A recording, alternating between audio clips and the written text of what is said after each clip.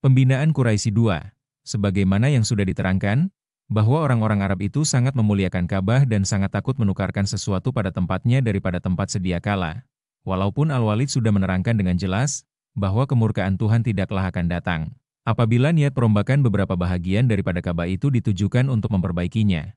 Dan walaupun sudah dengan seketika terbukti tanda keredaan Tuhan dengan disambarnya ular besar oleh seekor burung elang. Raja Wali, sesudah mereka berdoa, maka sangatlah sukar bagi pemimpinnya Al-Walid ibn Al-Mughirah memberi keinsafan kepada mereka itu, sehingga pekerjaan dapat dimulai. Berulang-ulang Walid bertanya, adakah bukan niatmu dalam perombakan Ka'bah ini hendak memperbaikinya? Jawab mereka itu, tidak untuk merusakkan atau melenyapkan Ka'bah ini, tetapi sungguh kami semua berniat hendak memperbaikinya. Kalau begitu mengapakah masih kelihatan kepadaku rasa ketakutan pada air mukamu? Aku sudah jelaskan, bahwa sesungguhnya Allah Ta'ala tidaklah Ia akan membinasakan orang-orang yang berkehendak baik. Segala amal bergantung pada niatmu. Maka ujar mereka itu, baik, Tuanku. Tetapi siapakah yang hendak memulainya lebih dahulu perombakan ini? Maka berkatalah Walid, aku inilah yang akan memulai pekerjaan itu karena aku yang tertua umur daripadamu. Jika Tuhan mentakdirkan menjatuhkan hukuman azab kepadaku sebab aku berani meruntuhkannya, maka sesungguhnya aku ini sudah hampir kepada ajal umurku. Aku akan meridhokan apa yang akan datang atas diriku dengan niat yang baik ini. Sebaliknya, jika tidak berlaku atas diriku sesuatu apa dalam aku menjalankan, azam akan memperbaiki rumah Tuhan ini, maka itu adalah suatu tanda mufakat Tuhan dengan niat dan usaha kita bersama. Tuhan adalah pengasih dan penyayang. Setelah ia berkata yang demikian itu dengan perasaan yang sangat terharu. Ia pun naiklah ke atas sebuah dinding Ka'bah sambil membawa di tangannya sebuah kapa atau cangkul dan menggoncangkan sebuah batu daripada dinding itu. Seraja ia berdoa dalam bahasa Arab, yang artinya demikian, wahai Tuhanku, janganlah engkau menurunkan ketakutan kepada kami. Sesungguhnya kami ini semua semata-mata berkehendak baik dan tidaklah ada niat dan kasat kami melainkan kebajikan itulah, wahai Tuhan kami. Sesudah itu diruntuhkannyalah batu-batu tembok itu satu persatu sehingga robohlah sebuah dinding dari dua buah pojok. Meskipun demikian golongan-golongan Quraisy masih berada dalam ketakutan dan menyangka akan kedatangan azab daripada Tuhan pada petang harinya. Mereka masih belum mau turut dalam perombakan ini karena menanti lebih dahulu hendak melihat, adakah atau tidakkah kedatangan azab datang atas diri pemimpinnya Walid. Jika azab datang atas Walid, maka kami tidak akan meneruskan perombakan ini.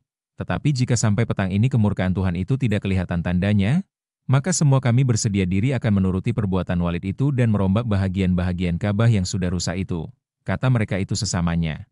Oleh karena sampai keesokan harinya, tidak juga terjadi apa-apa atas diri Walid.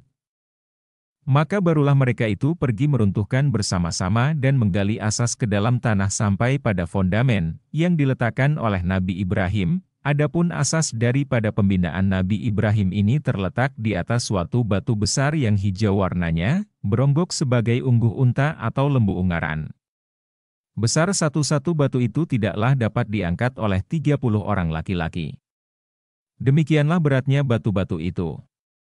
Dan apabila digerakkan yang sebuah, maka bergerak pulalah yang lain dengan sendirinya, oleh karena susunan-susunan batu itu antara satu sama lain sangat berhimpit-himpitan. Kemudian Al-Walid memasukkan cangkulnya di celah antara dua buah batu tersebut dan mencoba mengguncangkan dengan sekuat-kuatnya. Tetapi batu itu tidak terangkat, hanya perpecahannya saya sekeping yang tertanggal. Orang-orang besar Quraisy pun datang memperhatikannya. Kepingan batu itu diambil oleh Abu Wahab ibn Umar al-Makhzumi hendak diperhatikan dari dekat, tetapi terluput dari tangannya dan konon masuk ke dalam lubang tempat asalnya kembali. Lalu kemudian keluar dari bawah tanah itu cahaya kilat dengan deras, mengejutkan mereka yang hadir dan mengadakan getaran yang dapat menggoncangkan pada waktu itu bumi Mekah dan kelilingnya. Apabila mereka melihat yang demikian itu dihentikannya memecahkan batu itu. Dengan tiba-tiba mereka dapati pada beberapa batu asas itu batu-batu yang bertulis, di antaranya termaktub dengan tulisan Suryani. Dan didapati lagi satu batu yang bertulis pula, yang sekarang diletakkan dalam makam Ibrahim. Tentang tulisan-tulisan batu ini banyak diuraikan orang dalam kitab-kitab tarikh yang besar. Pembinaan Ka'bah ini memakan ongkos besar. Orang-orang Quraisy mengumpulkan perbelanjaan untuk pembinaan itu daripada harta-harta yang halal, yang sangat disaring dan diteliti. Sehingga oleh karena itu tidaklah mencukupi untuk membina Ka'bah itu sepanjang ukuran asli dari Nabi Ibrahim, disebabkan sangat susah mendapat perongkosan dengan syarat-syarat kesucian yang sangat berat itu. Lalu mereka itu pun bermusyawaratlah merundingkan kesukaran-kesukaran itu. Kemudian diputuskan dengan mufakat sekalian suku-suku Quraisy dan pembesar-pembesar serta pemimpin-pemimpinnya akan mengurangi besarnya pembinaan Ka'bah dari ukuran semula, tetapi akan membuat tanda alamat di atas ukuran asas asli yang tidak terbina itu, berupa suatu lingkungan yang panjangnya 6 hasta sejengkal menyambung dari dinding Ka'bah itu, ialah lingkungan yang terkenal sekarang dengan nama Hijr Ismail. Arkian maka tersebutlah kisah pada waktu mengadakan pembinaan.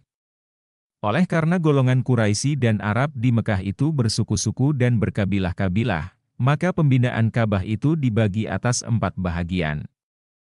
Tiap-tiap satu rombongan daripada keempat bahagian itu membina satu dinding Ka'bah dan untuk mengetahui dinding Ka'bah sebelah mana yang diserahkan kepada rombongan itu, maka mereka pun mengadakan undian di hadapan patung berhala Habil. Menurut undian ini jatuhlah pembahagian pembinaan itu sebagai berikut. Pembinaan dinding yang terletak di sebelah matahari terbit, yang ada berpintu, kepada Bani Abdul Manaf dan Bani Zarah. Pembinaan dinding yang bertentangan dengan Hijr Ismail di sebelah Syam kepada Bani Abu Dar, Bani Asad ibn al-Uzza dan Bani Adi ibn Ka'ab. Pembinaan dinding sebelah matahari terbenam, ialah yang acap kali disebut belakang Ka'bah kepada Bani Saham, Bani Yamah dan Bani Amin ibn Luay. Dan pembinaan dinding yang terletak di sebelah Yaman, yaitu dinding antara pojok berhajar Aswad dan Rukun Yamani, yaitu kepada Bani Tayyam dan Bani Makhzum dan sekalian kabilah-kabilah Quraisy yang lain. Buku Sejarah Ka'bah dan Manasik Haji, pengarang Haji Abu Bakar, penerbit NV Bulan Bintang tahun 1963.